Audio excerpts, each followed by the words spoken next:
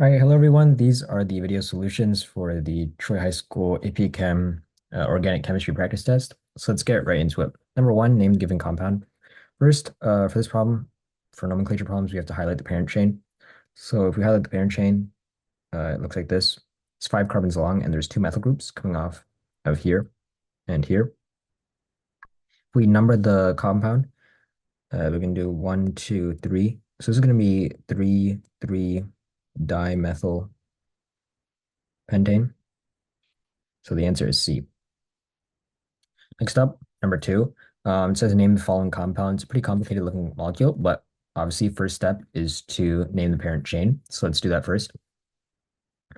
Going down the molecule, we can see that this is the parent chain. Keep highlighting down. Now we have two different ways we can go. You can either go this way, uh, or this way.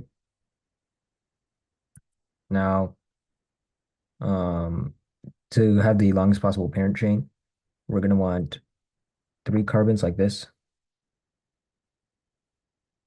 So this is going to be the parent chain. You can see that how many carbons it is. 1, 2, 3, 4, or 4, 5, 6, 7, 8, 9, 10. So we're going to have a decane as our suffix. So we can immediately eliminate all the answer choices that aren't decane. So we can remove D, we can remove answer choices B, C, D. So it has to be either E or A.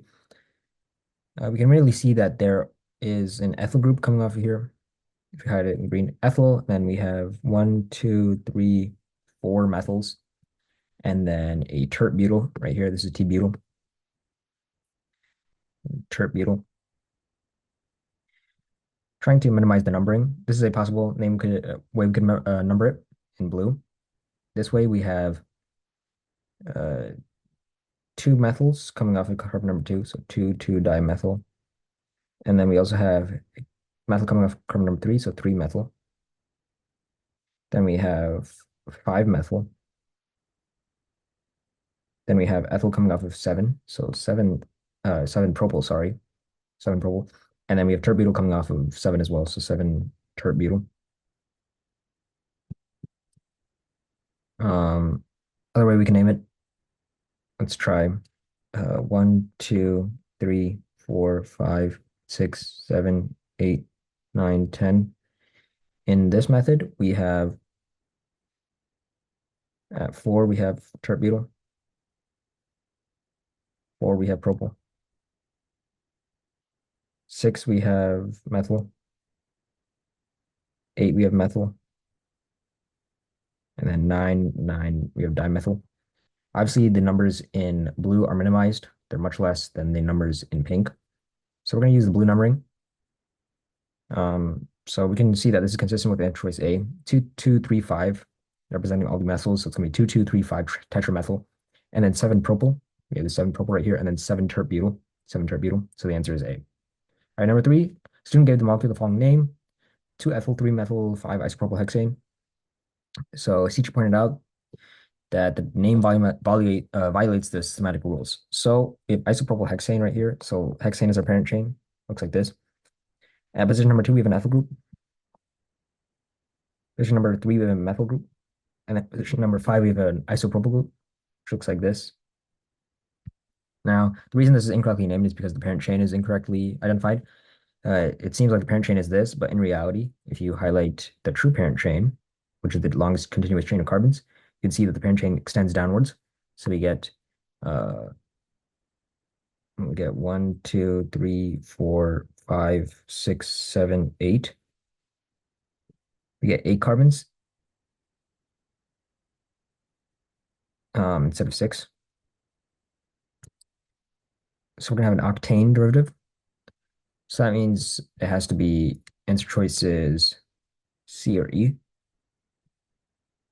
Looking at the numbering, we can do uh, either the method in blue. We can do the method in pink, which is 1, 2, 3, 4, 5, 6, 7, 8. With the blue method, we have methyl group at 3, ethyl group or methyl group at 5 as well. Then we have methyl group at 6, and then methyl group at 7. We do it the pink way. We get a methyl group at 2, methyl group at 3, methyl group at 5, and then methyl group at 6. Obviously, the pink numbering has the lower numbers, so that's going to be our correct answer. So it's going to be 2, 3, 5, 6 tetramethyl octane, and that is consistent with anthrace E. So that is the correct name of this molecule. Number 4, propane undergoes dehydrogenation. The product of this is what? So propane looks like this. It undergoes dehydrogenation with traditionally a chromium catalyst under high temperature, like 500 degrees Celsius. It's going to form this molecule and then hydrogen gas. Looking at this molecule, this is 1-propene. It'd be redundant to call this 2-propene because although the double bond is in between carbons 1 and 2, 1 and 2, we always want to minimize the number of the double bond. So we're going to do it as carbon number 1. So it's going to be 1-propene. None of the other answer choices are correct. All right, 5 open-ended. Total possible isomers for this formula is C5H12. C5H12, let's start with the longest possible parent chain, which looks like this, pentane. Then let's break it down. So we have this isomer as well. Then we also have another possible isomer like this. And then those are all the possible isomers. So the answer for this is 3. Number 6, name the following structure. We can see that these two groups are trans to each other, and these two chloro groups are trans to each other. So we're going to need some trans in the naming. So let's eliminate all the answer choices that don't include trans. We can eliminate A, can eliminate B, can eliminate D, and we can honestly also eliminate E. So it has to be 6, or it has C. 6 has to be C, but let's verify. This is 4 carbons long. This is going to be butene. It's going to be 2-butene. It's going to be trans. And we're going to have chloro groups coming off of carbons number 2 and 3. So it's going to be 2, 3 dichloro, trans 2-butene, which is consistent with the answer choice C. So the answer is C. We have this molecule right here. Drawing out this molecule, we can see that the nitrogen connected to 2 methyls. And then it's connected to this part of the compound. Then chain keeps on going. Notice how this end of the molecule is CH2. Usually when we have a terminal hydrogen or a terminal carbon, it's going to have CH3. If it's CH2, that must mean there we have a double bond at the very end. So we have this nitrogen, 2 methyls coming off. Then we have the CH2 group, just like this. Then we have a CH. So that must mean this C is connected to carbon. This is our CH2 group. It's 2 hydrogen coming off and then 1 hydrogen coming off. So we have 1, 2, 3 carbons. So that's those 3, and then those 2 methyls coming off here, and then nitrogen, obviously. So notice how this is an alkene because we have a double bond, carbon-carbon double bond, and this is also an amine because we have a nitrogen atom, and it's a tertiary amine because the degree of a nitrogen or the degree of an amine is dependent on how many carbons the nitrogen is connected to. So the answer is C. This is a tertiary amine and alkene. All right, 8. What is the possible product for the chlorination of butane in the presence of ultraviolet light? So butane looks like this. If you do light, so UV light, Cl2, we're going to add Cl to it. And we're going to do this in Markovnikov fashion. And we're also going to make HCl. Since we're doing it in Markovnikov fashion, we're going to add the Cl atom to the carbon with the less hydrogens, because the rich get richer and the poor get poorer. So we're going to get this compound. Looking at the chemical formula for this compound, we have H's all around here. We have an H right here, 2 H's right here, 3 H's right here. So counting all our hydrogens, we have 9 hydrogens, 1 chlorine, 4 carbons. So the answer is 8. 9, how many geometric isomers can be drawn for the following compound? All right, so let's draw the compound right here. We have double bond, and then we have methyl group coming off. We have a CH group, and then this is a CH2 group.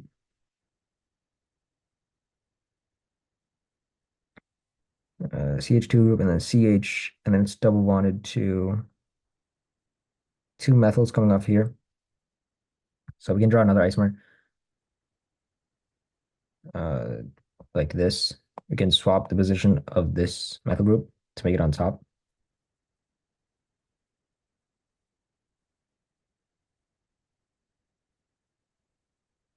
If we try to swap the position of this group onto the other side, it's not going to produce a new isomer because since these two groups are equivalent, we can't use cis-trans isomerism for this double bond.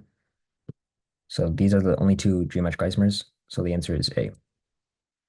Right, number 10 is asking for which is following is not a structural isomer of 1-pentene. 1-pentene looks like this. Has the formula C5H10. Drawing other isomers. So 10, 2-pentene. 2-pentene would look like this. So those are structural isomers because they have the same chemical formula but different bond connectivity.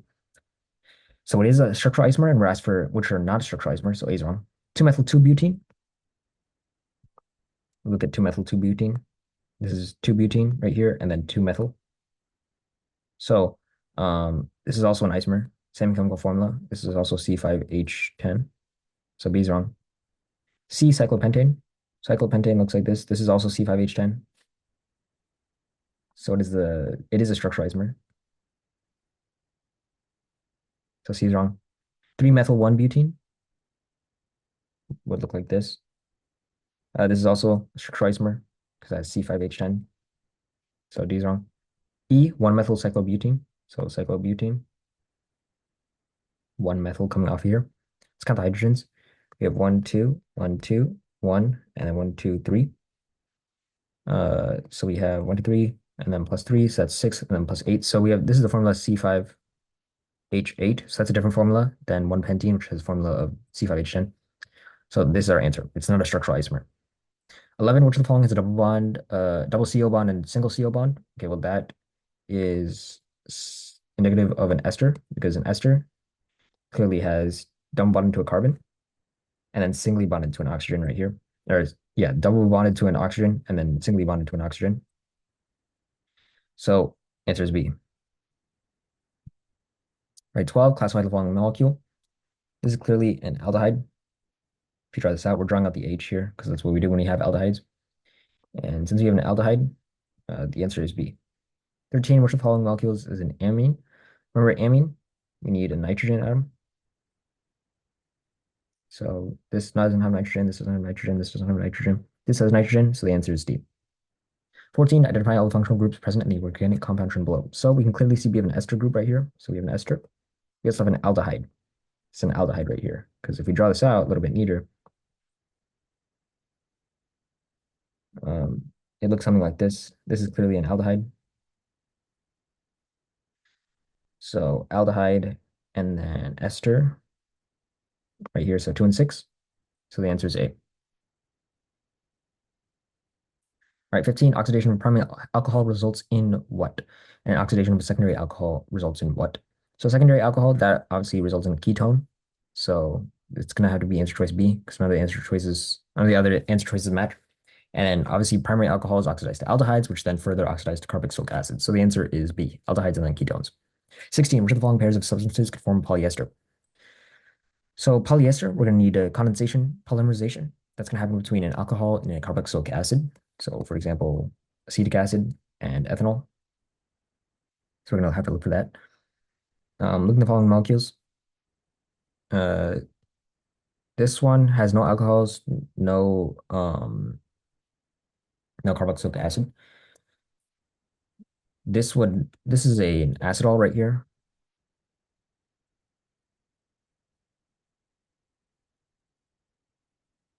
This is an acetol.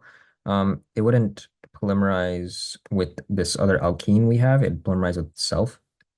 This is an alkene, polypropylene, or just really, this is just propene. It's not going to polymerize with propene because it's an alkene, so A is wrong. B, this is an acetol, again, also with an alcohol. Now, the thing is, we need an diacid and a diol for it to work because once this combines together, well, then there's nothing left to polymerize. We need a diacid and then a diol. So B is wrong. C, this is another alkene, and then this is an alkene. No, this is not going to work. D is an acetol. Or sorry, this is a diol. This is a diacid. If we draw out the structures,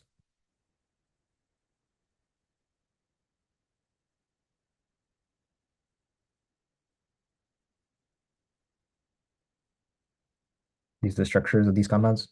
So D is correct. This is an amine and an acid that's going to form a polyamide, not a polyester. We want a polyester. So E is wrong. Answer is D. 17, the structure of the polymer is used. The chief monomer of this wrap will have which structure? So looking at this radical polymerization, you can see that the structure kind of looks like this. If we draw it out a little bit neater, if we draw it like this is the structure of the polymer. So then to predict the product, we're just going to take this double bond right here. We're going to take this double bond or this bond right there and then erase it and then add it back to here. So we're going to get this.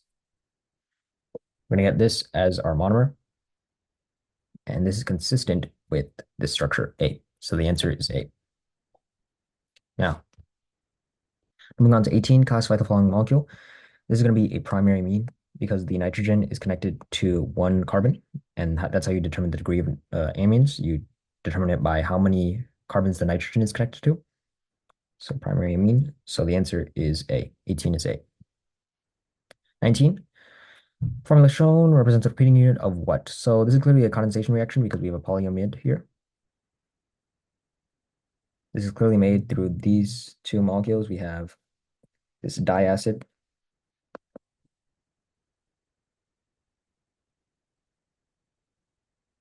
and then we have this diamine.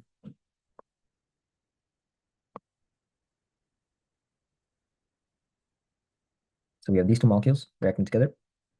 So since we have two different monomers, we're gonna have it's gonna be a copolymer since it's two working together. So we can eliminate A, we can eliminate B, can eliminate E since this is in polyester, and then it's formed by condensation. Because remember, polyamides and polyesters are formed by condensation when water is lost from here. So the answer is D. 20. This is a systematic name for the compound represented below is what? So let's highlight the parent chain. Looking at the parent chain, we can have this as our parent chain. This is going to be 7 carbons long. And then we have an ethyl group and then another ethyl group. So it's going to be diethyl. It's going to have a 3-4 relationship. So it's going to be 3,4 diethyl heptane. So the answer is D. Because if we number it, we can have 1, 2, 3, 4, 5, 6, 7 as our minimized numbering. Moving on to number 21. Which of the following formulas is that of an unsaturated hydrocarbon? So unsaturated hydrocarbon means it has double or triple bonds. So just by looking, we can see that B is unsaturated. 22, what is the systematic name for the compound represented below? So we have an alkene here. We got to include it in the parent chain. We can include that double bond. This is a 5-carbon parent chain, so it's going to be pentene. We're going to specify the location of the double bond with this 1. And then we're going to have a methyl group coming off carbon number 3. So it's going to be 3 methyl 1 pentene. So the answer is C. Number 23, which of the following hydrocarbons does not have isomers? So for to not have isomers, we're going to need the shortest possible parent chain. We have C3H8 here. C3H8 is propane. We try to make more isomers of propane by adjusting the position of the carbons. We're just going to get this, and we're just going to get this. These are all 3 of these are the same exact compound. They're all propane. So C3H8 is the only one without isomers. All these other ones, they have many, many isomers. 24, how many structural isomers are there of C4H9Br? So C4H9Br looks like this. This is one possible isomer. Another possible isomer if we adjust the position of the Br. Now we have all the isomers with a possible 4-carbon parent chain. Now let's try 3-carbon parent chain. So that would look like this. And then we have Br coming off here and a Br coming off here. So that's 4 possible isomers. So the answer is A. Now C, which of the following compounds will result from the addition of HCl to this propene? Propene looks like this. If we add HCl to it, It's going to add the Cl and the H in Markov-Nikov fashion. So the H is going to be added to this carbon, which is richer in hydrogens. This carbon has 2 hydrogens on it, while this one only has 1. So H is going to be added onto this carbon. Cl is going to be added on the other carbon. So we're going to form this compound, 2-chloro-propane. So looking at the answer choices, we have this represents 2-chloropropane. This represents 1-chloropropane. That's not the major product. That's the minor product. So C is the correct answer. 26, which is the product of the reaction of 1 mole of HCl with 1 mole of CH3, CH2, and then C triple bonded to CH. So this looks like this. I'm just going to write it like this. Adding HCl to it. We only adding 1 mole. So we have a triple bond right here. And it's going to remove one of those pi bonds and replace it with an H bond and then a Cl bond. So we're going to get this compound. So we're going to transform this alkyne into an alkene, basically. Notice how this carbon has more hydrogens to it. It's richer in hydrogens, so it's going to be the one that gets the hydrogen from the HCl. So we get something like this, and then this is also going to have Cl attached to it. So this is the structure of the major product, which is consistent with the answer choice C. So the answer is C. That's the major product. B is the minor product. Or sorry. Yeah, no. A is the minor product. All right, 27. Hydrolysis products of the following ester. So if we were to slide water into this ester, we'd get what molecules? So we'd make a carboxylic acid and an alcohol, and it would look something like this. And then plus ethanol. So these are the structures of our compounds. And that is consistent with answer choice B.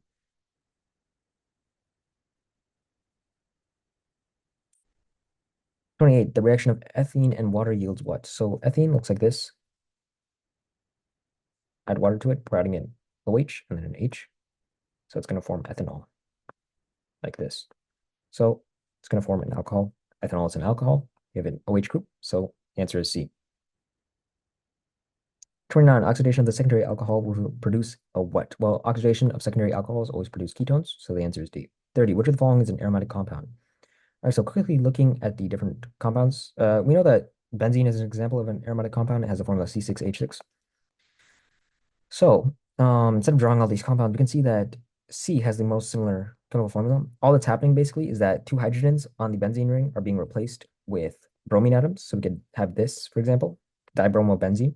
This is an aromatic compound because we have this aromatic system right here. We have a cyclic conjugated sp2 hybridized ring. So the answer is C. 31, which of the following is the formula for a ketone? All right, so ketones, pretty simple compounds. Let's try out all these. So A is an aldehyde, clearly, because we have the CHO group. So there's going to be ethanol.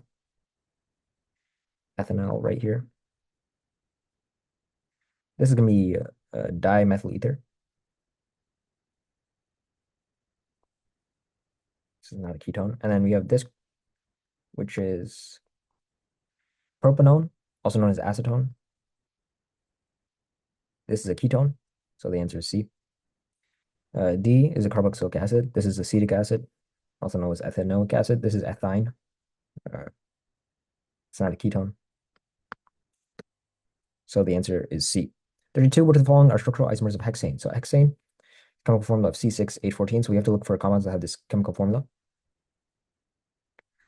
Looking at the different compounds, we have this compound right here. This is definitely more than 6 carbons, so 1 is wrong. This compound is also 7 carbons, so that's not 6. So that's 3 is wrong. 2, we have 1, 2, 3, 4, and then 5, and then 1, 2, 3, 4, and then 2. Let's name this molecule. This is going to be 3-methylpentane.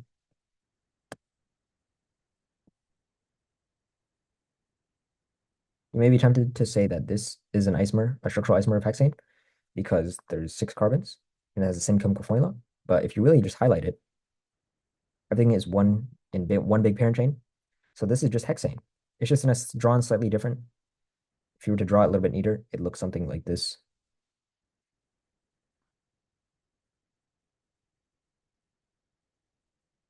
CH2, and then CH3.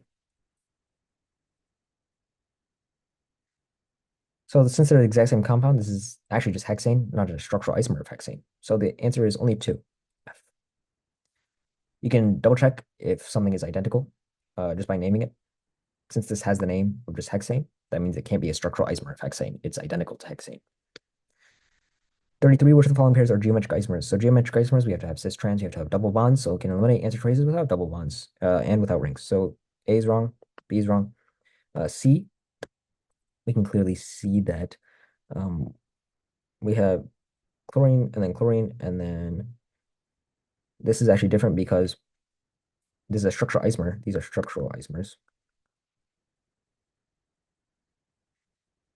Because this chlorine is being moved onto a different place. It's moving onto this part of the chain instead of being flipped.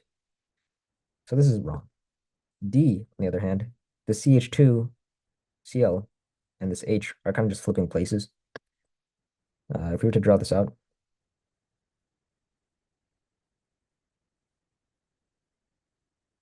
this is what it would look like, and then this would be a trans isomer, and then we'd have like the cis isomer right here.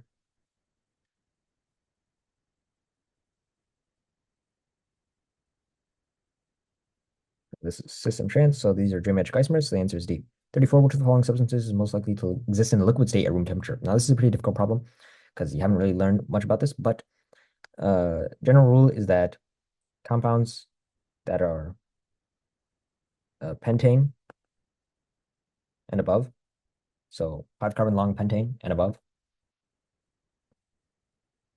are liquid at room temperature. Butane and below is gas at room temperature. The reason is as you get longer and longer carbon chain, the London dispersion forces increase. So that means higher boiling points. So that means more likely to exist in the liquid state. As you can see here, we have butane.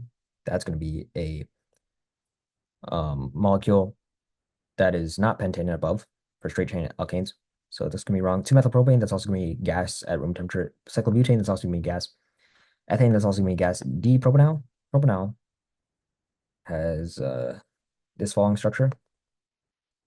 Since it's involved in significant polar bonding, this oxygen is more electronegative than the carbon, so it's going to have a partial negative charge. This is going to mean it has dipole intermolecular forces. That way, its molecules can cohere or adhere to each other better. So that means it's going to have a higher boiling point. So it's more likely to exist in liquid state. So the answer is D. 35. Select a choice that contains all true statements for molecules of the compound with the following structure. So let's go through each statement. We can see that there's a triple bond right here. So we can see that this is carbon number 1, 2, 3, 4, 5, and 6. This benzene ring is a functional group. It's called a phenyl ring. So it's saying carbon number 2 is sp2 hybridized and has bonding of 109.5. Well, those statements are contradictory. If carbon is sp2 hybridized, that must mean it has a bonding of 120 degrees. And in this case, carbon number 2 in this case is sp hybridized anyway. So the first part of that statement is also true, or also false. So A is wrong.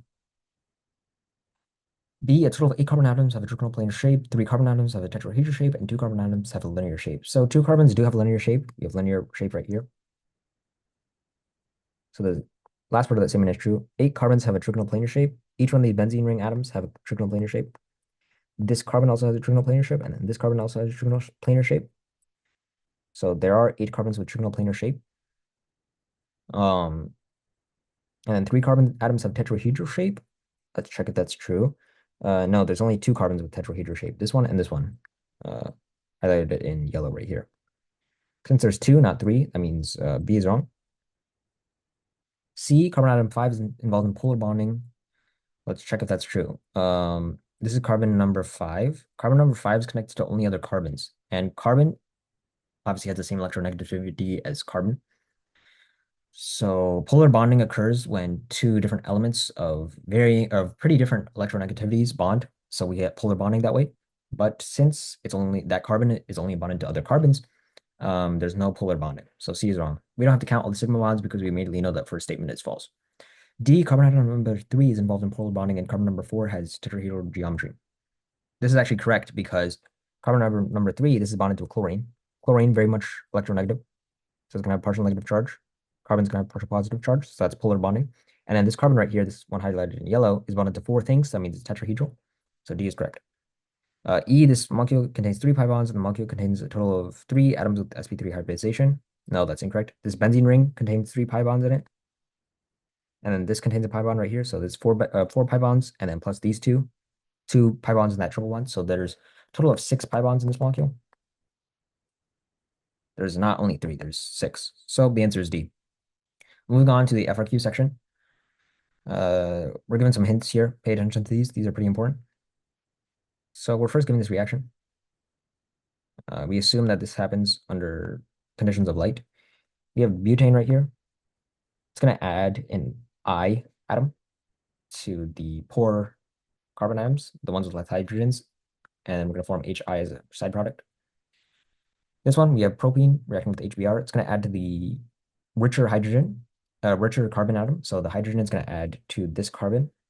So we're going to get this molecule, and the bromine is going to add to the poor one right here.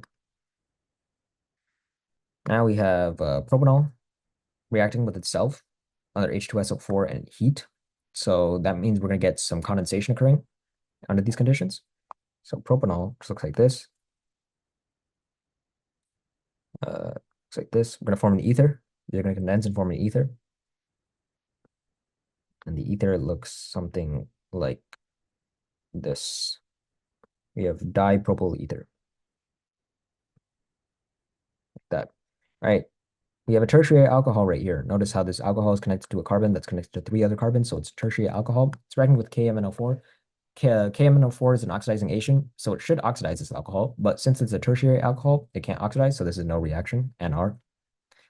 Number 40, we have a secondary alcohol, which is reacting with an oxidizing agent, KMNO4. So this actually works.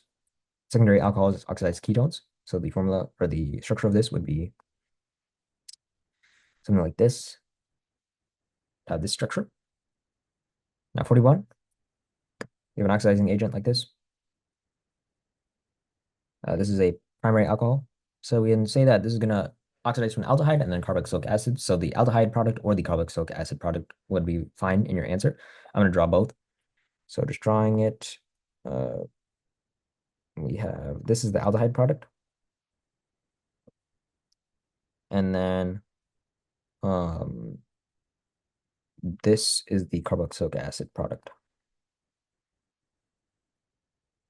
All right, now this is also going to form H2O on the side. Forgot to mention that, but so that's not really important. That's just a byproduct. Now moving on, we have 42. Oxidizing an aldehyde is clearly an aldehyde, gives us CHO. So we're going to oxidize propanol. We're going to oxidize it to form this carboxylic acid, propanoic acid.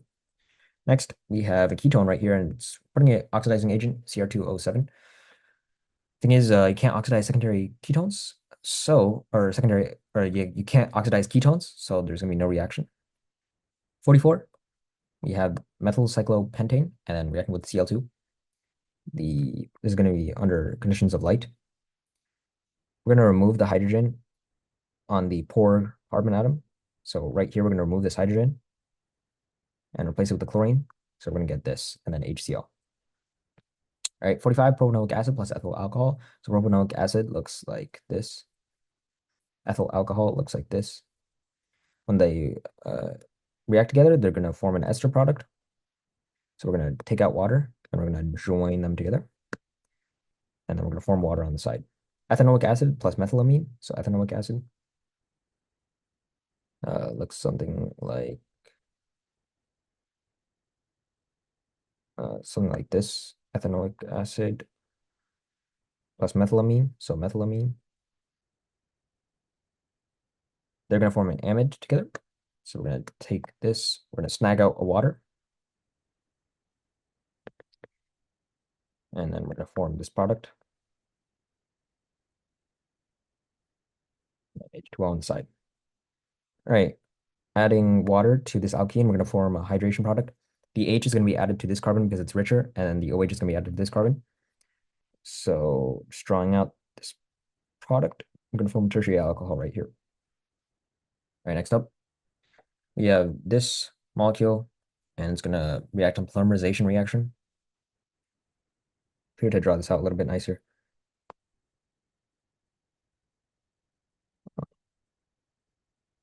We're gonna have this is the molecule, this is the monomer. When we polymerize it, we can draw a ton of the molecules, ton of the polymers, and then there's a quick way for determining the polymerization product. We'll just take these double bonds and kind of unfold them. So that way, unfold them. I'm going to draw the unfolded bonds in pink, so we can draw bonds like that. And this is peroxide, so we know it's going to be radical polymerization. Additionally, since the fact that we have an alkene, and it's going to keep on continuing. I don't need to really draw the rest of the chain. It's going to keep on continuing like that. All right, then we have this molecule. We have a diacid reacting with the diol, diacid and a diol. So we know we're going to get some condensation polymerization. We have carboxylic acid group.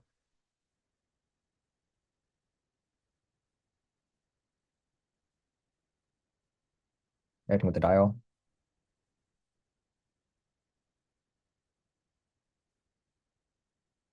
So this is going to form the following polyester. We snag out those water molecules, and we'll get the following compound.